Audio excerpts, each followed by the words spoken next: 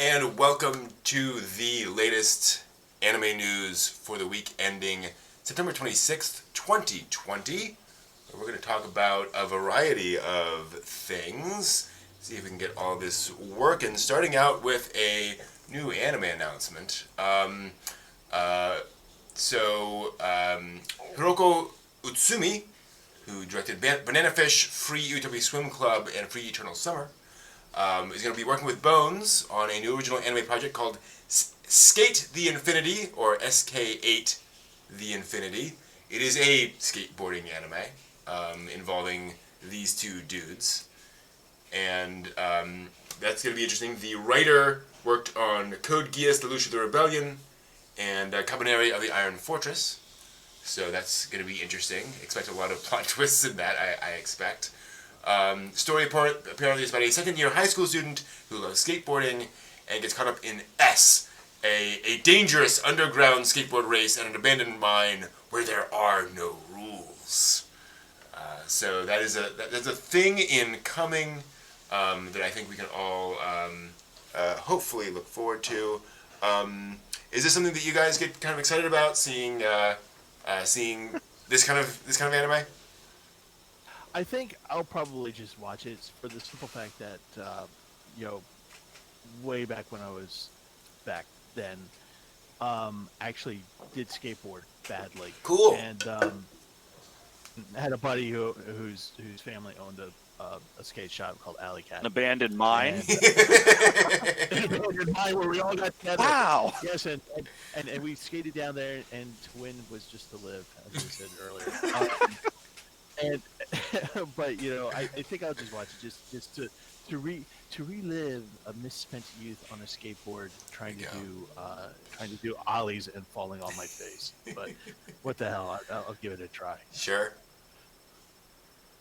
I'm gonna wait to see how y'all review this. Fair enough. Because I mean, I've been on like mine tours.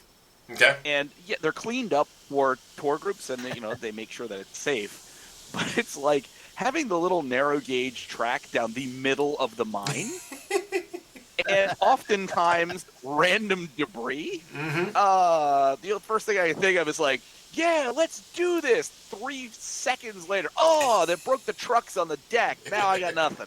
Now we're all out. Like, that was exciting. Like.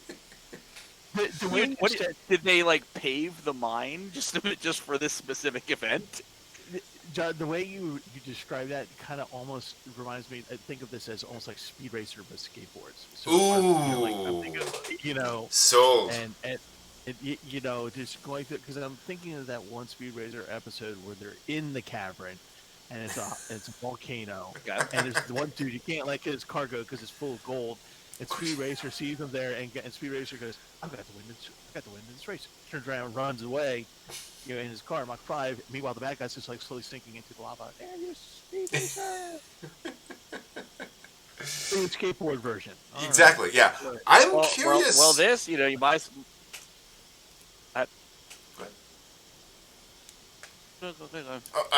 I'm curious. Quip about things. I'm curious to see skateboarding in anime. Like, that's a very specific kind of movement style. Just kind of how they're going to be able to get that across with not a huge animation budget. What do they simplify? What do they really spend a lot of time on? I'm just curious to see how they tackle that problem. Because you can certainly do. You can certainly do a skateboarding anime where you're just doing this, and you're just kind of wiggling the cell a little bit, and that's your entire shot. Hopefully, they don't do that a lot, but. Are there any other animes really? They feature any skateboarding? I can't think of any that are skateboarding focused. I've seen bicycles. I've seen rollerblades. I've seen a lot of kayaking, boating kind of stuff, but it's like I can't think of anyone I've actually seen somebody actually skateboarding in it. I think it's usually like an accessory, not to the character, not the whole. I think the protagonist even just motion, like it would be one thing if you were like, scene, boy enters on or girl enters on skateboard, stops, flips deck up, has a conversation. It's like I've never even seen that. Yeah. I mean, it's like I've never seen that I can think of any of the series I've watched anybody own or ride a skateboard. Mm-hmm. But this will be definitely different. That's a different focus. Yeah. Let's see here. I'm looking around a little bit. There's very little. Apparently there is some skateboarding and air gear. We just get a very rollerblading focus with some folks with that. Eureka 7. Okay. It's not exactly skateboarding. Okay, yeah. Sort of cloud surfing. Yeah. It's not exactly, cloud surfing. Mm-hmm. Okay. I've seen snowboarding. Mm-hmm. I've seen like when the choice is not to go to the beach, to go to the mountains. I've seen snowboarding, so that's kind of somewhere in there. I think the protagonist of Gadgard goes around on a skateboard, which no one else has ever seen. But that might be there. But you're absolutely right. It's not a common thing. Oh, is there a Digimon character? There might have been a Digimon character that like rides around on a skateboard, and again, rides in one scene on a skateboard. Like it's that much. But I think I may have seen it at some point in Digimon. Yeah. But yeah, I can't think of any others. That's interesting. I wonder if that just hasn't taken off in Japan as much as it has over here. I don't know. Let's just say you think about we talked about Akira featuring bike gangs and how unusual it was to feature bike gangs. Mm-hmm. You know what I mean? Like Hollywood, any and every subject needs to be touched to monetize it as effectively as possible. Yep. So that will be very interesting to see what other things get monetized going forward. If they've struck on skateboarding, what else could they monetize? I don't know. Yeah. They've already done parkour. Dog Days was parkour. Oh yeah. Mm-hmm. I mean, there's. Yeah. VTubers are clearly next. That is not the only other anime announced this week, however. There is a new anime in the Monster Strike franchise coming up called Hareruya Unme no Sentaku, or Hareruya Fated Choice. I do not know if that is a Japanization of Hallelujah. It doesn't say anything about that. It will stream online September 28th, and it's going to be interactive in the sense that viewers will be able to vote on the ending. The last 10 minutes will play out differently depending on the votes from viewers. Directed by Kanta Kame, who also directed Dimension W and Bunny Drop. Do that over at Yokohama Animation Lab. And the writer of the series is Makoto Uetsu, who worked on Assassination Classroom and Konosuba. So this is another Monster Strike thing. I don't know, interactive fiction, like interactive media in this way, has always kind of felt like a gimmick to me. I can't think of a time when it's like really worked in a way that, that was great. Although, on the other hand, maybe this is like where that's appropriate. I don't know. Yeah, and outside of Choose Your Own Adventure books, I don't know that would be... Yeah. I mean, because with at least Choose Your Own Adventure books, you could actually, once you're unsatisfied with the horrible ending that you get, you go back and go, okay, let me choose the other one. Yeah. So, if this is one of those things where it's just like, if you choose this, do we ever get to see the alternate? Or do we not? Or do we just get committed to the one track? They will. They will. I mean, it's like Clannad. Where you have the very specific ending, and then you got the arcs with the other girls, because that people will be like, well, I want to know what would happen otherwise, and then they're going to pay to watch that. Yeah. So. It's like Clue, but it's like Baldur's Gate, the anime. It's like, go left, right, left. No, suppose I went left, right, left. Like, in the early interesting days of the internet, you had some interesting, like Fox tried some interesting things, and I can't remember the name. It wasn't Stranger Things. It was some weird show, and their tie-in was that as you watched the show, the characters, they would do like paranormal investigations and they would film it. And the early hook was that if you tuned in on like Friday night at 9 o'clock, you would see the stream from their handycam. And that was their hook. Okay. So that as the episode is broadcasting, you would watch on the internet them streaming while sort of in the episode from the camera. Interesting. So it really, they pulled the show out for a season. It just, the logistics at the time were just too much to work with. And it's like, that was live people with broadcast schedule and a reasonably decent amount of technology that Fox was able to throw at it, not anime. Yeah. Like, I would imagine very difficult to do. You're going to have to make all the endings. So it's just, it'll be interesting to see because, again, you're going to just have those endings come out anyway. So it really doesn't matter what the choice is. They're already produced. Yeah. Unless you're going to say, you choose the ending and we'll see you in 6 months after we've made it. True. I somehow don't think that you're going to do that. But I don't think it was not like that. Episode 12 coming in 6 months. Thank you. So yeah, curious to see how that's gonna work. Yeah, I don't know. I honestly don't know. Should be interesting. Moving right along, another new anime announced. This time for Netflix. TMS has announced that yet another Baki the Grappler anime is coming. A sequel to the Baki Dai Taisai Hen series called Hanma Baki Son of Ogre, based on the manga of the same name. Coming to Netflix, this will be the third Baki series on Netflix. Once again, following the story of Baki Hanma, an underground brawler. This time he's challenging his own father. My goodness, serious stuff. So yeah, that is coming.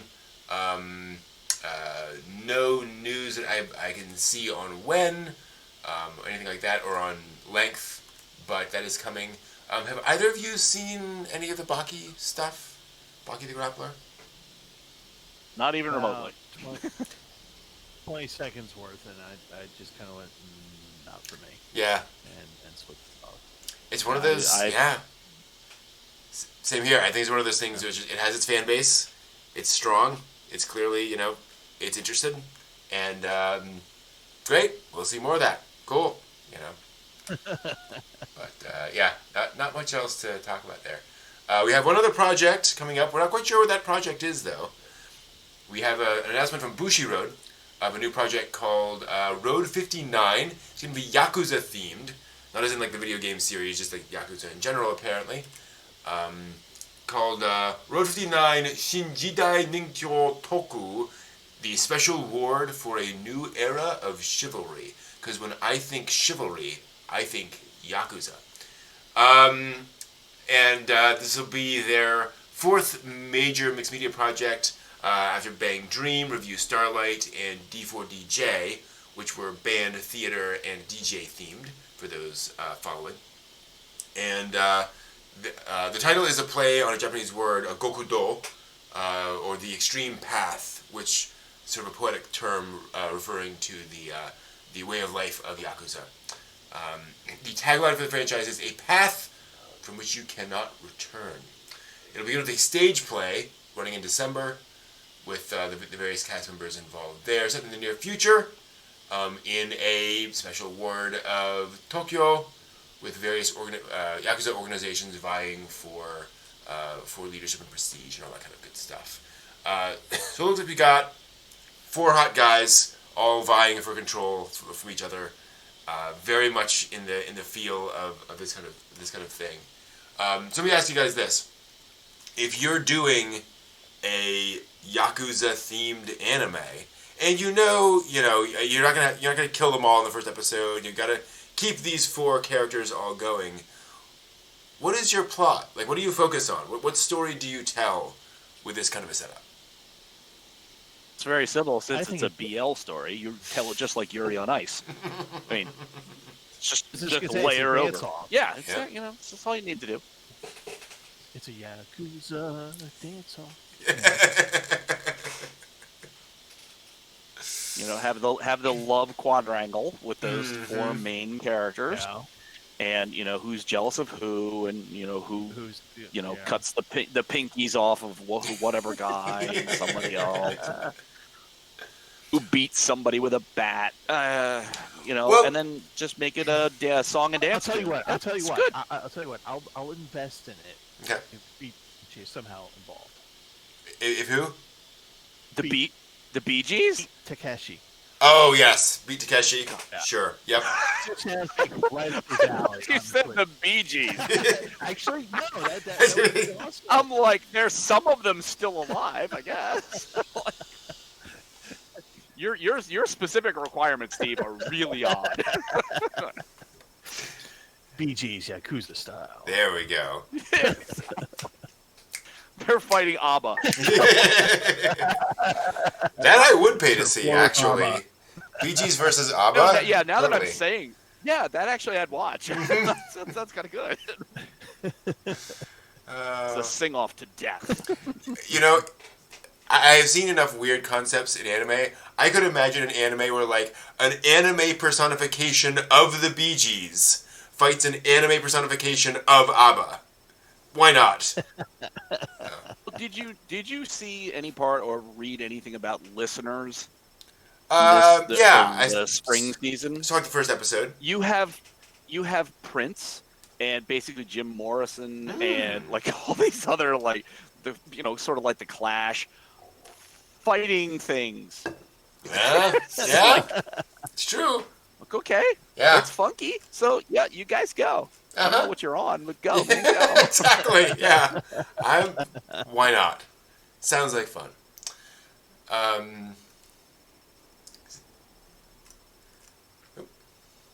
And DJ, it's got to be toe tapping fun. Yeah, exactly. Why not? We now have some announcements of not anime but games based on anime. News about a new game coming from the My Next Life as a Villainous All Routes Lead to Doom franchise. We now have a new game coming from the Otomate brand next year, which will be called My Next Life as a Villainous All Routes Lead to Doom, the pirate known as Trouble. So Katharina Kleiss will be dealing with a pirate in this game, which it looks like it's going to be a visual novel. And my teen romantic comedy Snafu Climax is also getting a game, and that is going to adapt the third season, apparently, of my teen romantic comedy Snafu. Be working on, be done by the game developer called Mages. No other details available yet. It's funny, so much anime is based on like manga and video games and so forth. It's funny seeing it turned around where it's not just like we're gonna do a mobile game based on this or whatever. Nothing against mobile games, but it's like okay, we're gonna put a theme on top of something else. This is clearly no. We're going to kind of tell a new story or do an adaptation of an actual anime storyline in game form. Potentially, it's just kind of neat seeing that shifting back around. It's not Pachinko. Yes. Aha. We can make so much money. I just think these. Yeah. I think the Snafu title seems to be a little weird. My teen romantic comedy climax. Yeah. What's weird about that? I don't know. Might seem like it. There will be some very interesting purchasers of that. Well, franchise. hey.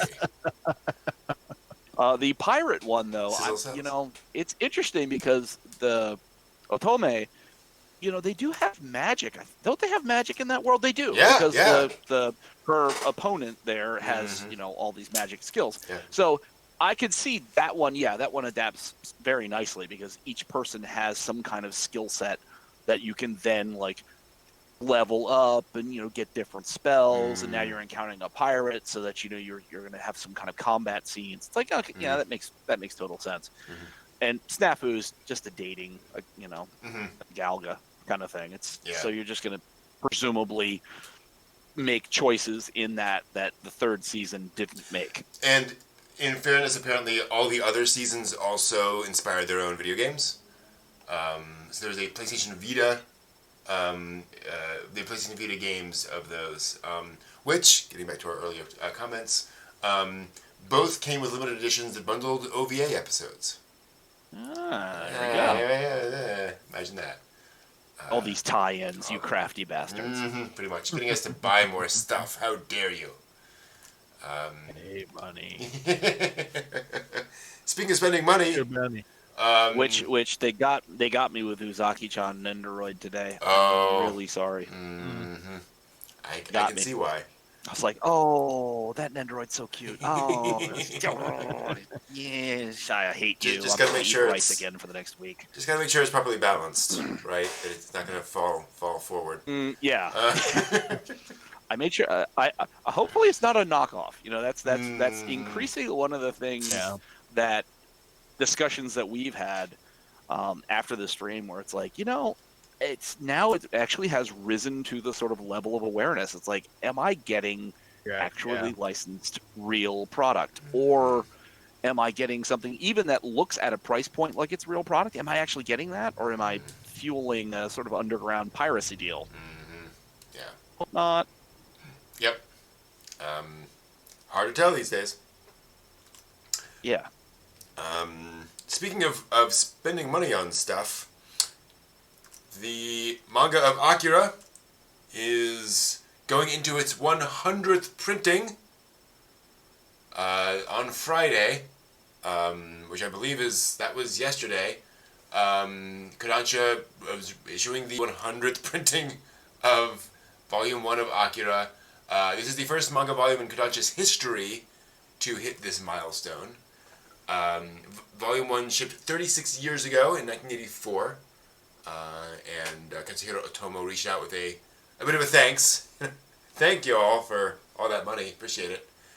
I mean, I don't know what else to say, but dang, yeah, there's a reason they made a film out of that. There's a reason that's a big deal.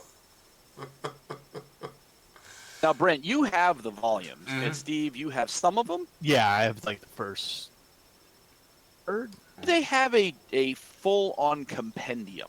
So are they, because the ones that Brent you showed look like each volume is dense as hell. Yeah. Is there a way to have a single, this is Akira? Or would that be like the size of a super encyclopedia? Yeah, I don't. Like this, yeah. right? Yeah. I don't know how you would do that. Yeah, it'd be pretty big.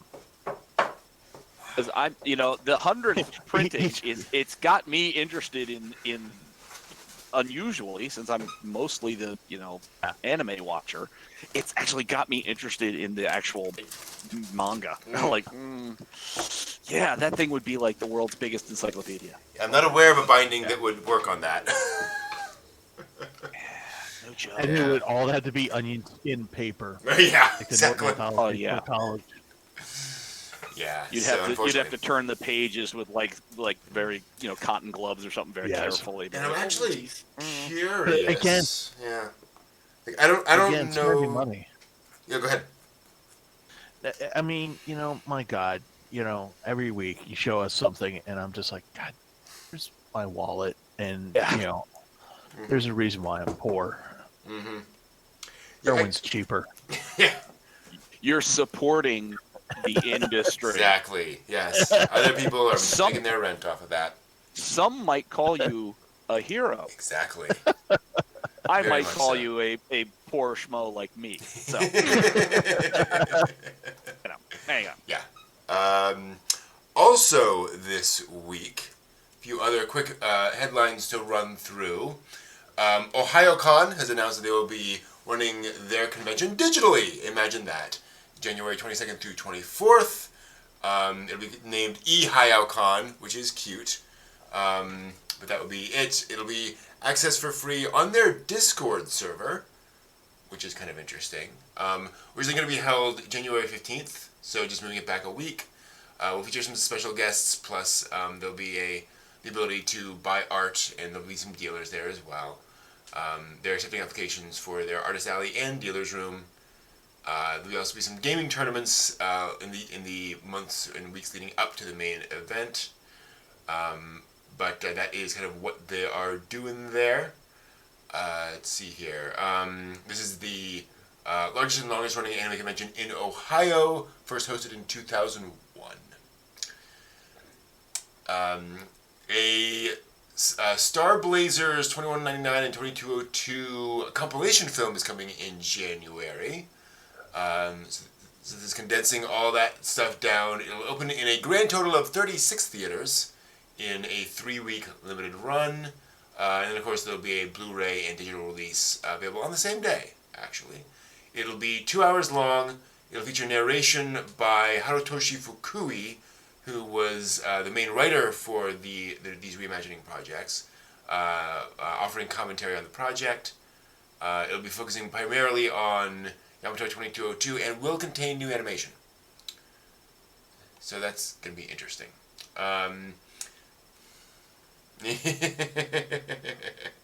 Well, and the great thing is for having it available on Blu-ray and DVD so quickly means that it will be hopefully very shortly thereafter hot into the hands of people and hopefully streaming services. I hope somebody out there is going to have it. I would hope so. It's probably, go figure. Yeah, exactly. It's probably them. Pretty much. A spin-off of on the movie. A spin-off of Demon Slayer is coming in manga form in October. Ryoji Hirano will publish Demon Slayer Koto no Yaiba's spin-off in October 12th and 17th called Rengoku Gaiden, which will center on Kyojuro Rengoku. It'll be a total of 2 chapters, so nothing huge and lengthy, but definitely some more Demon Slayer coming that I'm sure a lot of folks are excited about.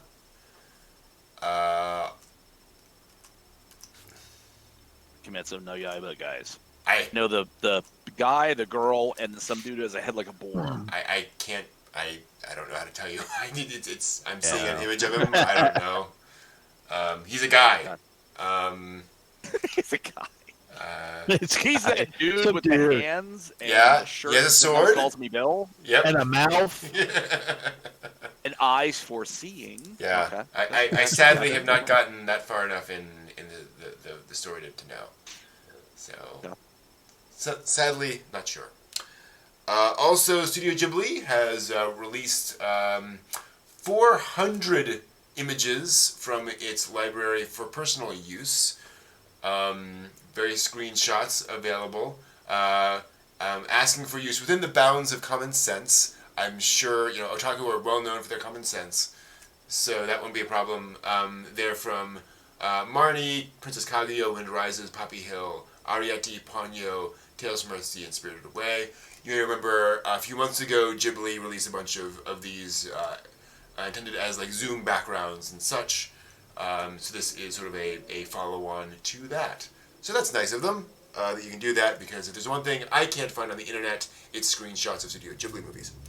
But still, it's nice. Finally, last but not least, there is now video of the life-size Gundam actually taking steps. So yes, they're the giant Gundam statue. I did not realize how much movement there is. It takes literally like 2 steps. Like, left leg moves forward, and then the right leg moves forward. I'm not sure how much articulation this has. It kneels. It's nuts. Amazing. I sent you a link to that, or I highlighted you on that when they ran, and I'm assuming because if you look at the background, there's like a ferry that moves behind the gantry setup. Yeah. And you look at some of the trees and stuff in the foreground, it's obviously like 2 or 4 times speed. Yeah, I think they've all been 4x. Yeah. Yeah, because I mean, otherwise, crap, the thing's moving in like real time. And it's huge. I know. Like, I saw the video, I'm like, followed by, I want it. We gotta go. Get on the plane. Stop not letting anybody in your country. Let me go. Come on. Well, and I mean, not to excite people too much. Also, you gotta think these are all safety tests, right? They're all running it through its motion, so it may be able to actually move faster than that, right? Like it may just be okay. Let's just make sure it's going okay, and then we can actually kind of unleash it later on, so to speak. It does look like there's like some kind of a strut attached to like the small of its back. So like there's some limitation of that movement. I know they talked about like safety. There's like, let's not make this thing accidentally fall down. Probably a bad idea. But yeah, I imagine that what you see in the gantry working behind it, and then whatever the thing that's attached to it. Yeah. I have to imagine that thing is probably like a 26-inch hydraulic pipe, also with all the electronics and everything in there. I was gonna say, There's no way in controls, hell that thing is driving its own hydraulic system. That's got to be like a massive hydraulic bank that's back behind it underneath the ground. Yeah. Because I mean, wow. It may be a good idea that they keep us out of the country because I can just see what's going to happen. I'm going to be on their news at like 8 o'clock in the evening. Look at the big American inside the Gundam going, yeah, buddy! Or downtown Tokyo or whatever. Oh, look, another Baka Gaijin. Oh, how great. Yeah, right. Who let this guy in? Yeah. All right. Thank you. Sir, you're not supposed to claw at the thing to get into it. It's not actually a real Gundam. Right. But I still let me in. Well, that's the other thing is that like the earlier version, like it had Steam coming out, it had some other features. So I wonder what else they packed into this one, which should make it interesting and fun. Yeah. Sound effects too, obviously. But the thing is, like with this range of motion, one of the cool things is how they can put it in different poses over time. So you walk up and it's in this pose, and then it's in that pose, and then it's doing this one from the last episode of original Gundam. So it's kind of neat the idea of this giant statue that will be different every time you go to see it. Just give me one. So that's the question. I can't. How much money did this? Yeah, that's my question. That's as the geek archaeologist, Brent. Yeah, they have to have dollar signs on this thing, just to. I mean, was Odaiba Island. My understanding is like it did nothing. It just stood there. Yeah, that was their display thing. The head swiveled. It did steam out of the vents. Right, but and then it had sound effects. That was it. Yeah, fairly static. Mm-hmm. And that still was probably like ridiculously expensive. This thing is like that to like a factor of I don't even know how much. Right. And I mean, it's like just wow. So wow. I keep saying wow. I watched it move and I watched it articulate its hands. And the first thought that jumped into my head was, aside from I want one, can I drive it down Tokyo, was basically Otaku no video at the end with Otaku Land, and they had all the different stuff, or even Daikon 4, the video Daikon 4 with all the different things there, and I was just like thinking, would that not be a wonder? Because God, Gundam theme park. I mean, my God, how. Oh, geez. Well, here's the thing. Really. Next up is a Valkyrie. Right? We need a Valkyrie. Right. And now that they can move, like, you can get a lot closer to a transformation sequence. You might be able to switch to, like, a Gerwalk mode at least. Who knows? But then we need a Pat Labor, right? Yep. We need a Pat Labor. Yep. Tachikoma. Tachikoma, absolutely. From Ghost in the Shell. Need some Votoms in there.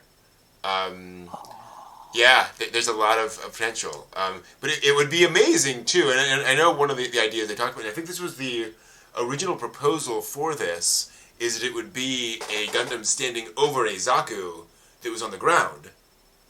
And so they can kind of interact, right? Like one could be pointing a gun, the other could be, doing a thing, and you can kind of switch those around over time.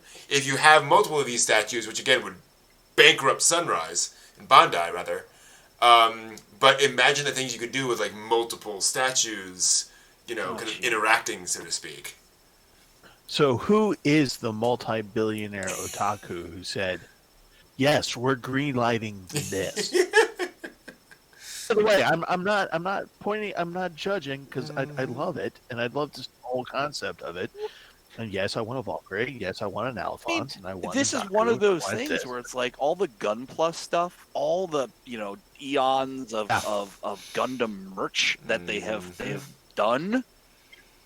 We're looking kind of at the culmination. We are, yes. Like, this is tremendously successful merching. Yeah. Because you built this wildly crazy ass thing. And, one of the things I wonder about is, some of the Gundam where you have the shield and sword that pulls the sword out. It's like you have that hand movement. It's like, if you've already got the movement and you already have those little, like at any given concert you see where people are getting the little light sticks, it really wouldn't take very much to create a thing like that, and that arm sweep have it be a giant, a lighted sword, so that at night when the Gundam is lit up, it has the sword swing. Well, and this is the other interesting thing for me is that can also be like on the gantry, right? Like you can have things that are nearby that it grabs essentially, and does, and then puts back. Yeah, so cool. Oh my god. It's amazing. All because... Come on, Japan, open up. Open up. Because, millions and millions of 14-year-olds bought Gundam model kits for 50 years, It's crazy. Millions and millions of them are descending on the moving Gundam statue. Exactly. Close in Japan, Ryokan, visit that, check. See the Emperor from a distance, check. Gundam, Shinjuku, check it. Gundam. There's a great moment in... So we have all the recent Gundam Build Fighters, Gundam Build Divers, all those series. The first one that they did was... I forget the name of it, but it was an OVA, like a 3-episode OVA, before any of the TV series. And it starts with the main character, this young kid, and his father is taking him down to see the life-size Gundam statue in Odaiba, which had just come up. And he's taking his kid, and there's this beautiful shot early on of them showing up, and the kid's like, wow, cool, and the father looks up with this giant grin on his face. Because he grew up building Gunpla, watching Gundam, all this stuff. And he's watching his kid, follow on that thing. And just the idea of this being this iconic thing that you are part of and now passing on to the next generation and has just been here for all of these years. It is amazing. It really is. Crazy. So that is a thing in Japan. It is actually moving and doing stuff. Yeah. There's probably like a the old-fashioned Yamato radar screen where it's all green with the sort of targeting, and it's like as soon as that opens, there will be the Gundam in the middle as the big green dot, and it'll go. And you'll see all these massive red dots coming, and those are the visitors coming to see it. They keep closing in. We don't know what to do. There's millions. Brace for impact. They're coming 3 times faster than normal. But sir, we don't have enough water bottles. Damn it, get more. Yeah, it's fascinating. And that's a point. Because I know they announced when they brought this out that they're working with universities on it. I'm sure there's some robotics companies that they're working with on it as well. So I'm sure there's some some sharing of resources there to actually make it work. But yeah, gosh, it wouldn't shock. How would you like to have that on your resume? Oh, yeah, work on the giant Gundam. No. So what you do? So after you worked at Champs Sports of World of Sporting Goods. What'd you do then? Oh, I helped put the left arm onto the Gundam in Japan. Oh. Well, just looking at this thing, it is essentially a giant audio animatronic. Mm-hmm. Yeah. And who does audio animatronics? Who also happens to have a location in Japan. This is true. Disney. Mm-hmm. And I mean, it's like, that would be, I would really, just Yeah. joking aside, I would seriously think if you were looking at a giant hydraulically driven thing like that, that one of the things you do would be to go read some of the, documentation provided by Walt Disney Enterprises and see exactly what they did to get small scale and then work about upscaling it. I wonder. So, in my mind's eye, I see Disney making as big as the Gundam is, Tronic Abe Lincoln. And it goes toe to toe the Gundam. Abe Lincoln Vampire And Hunter. the person. I was about to say, it's like, he can be a vampire hunter, he can fight a Gundam. He's Abe Lincoln, damn it. And it will be the first real battle of the corporate wars of, Yes. of the new century. Bandai versus Disney. Oh dear. Bandai brings all its pachinko money. I don't know who I'd bet on. Gosh. But, yeah. As we know from the statistics last week, pachinko money's big money. Jeez. Yes. 5% of GDP.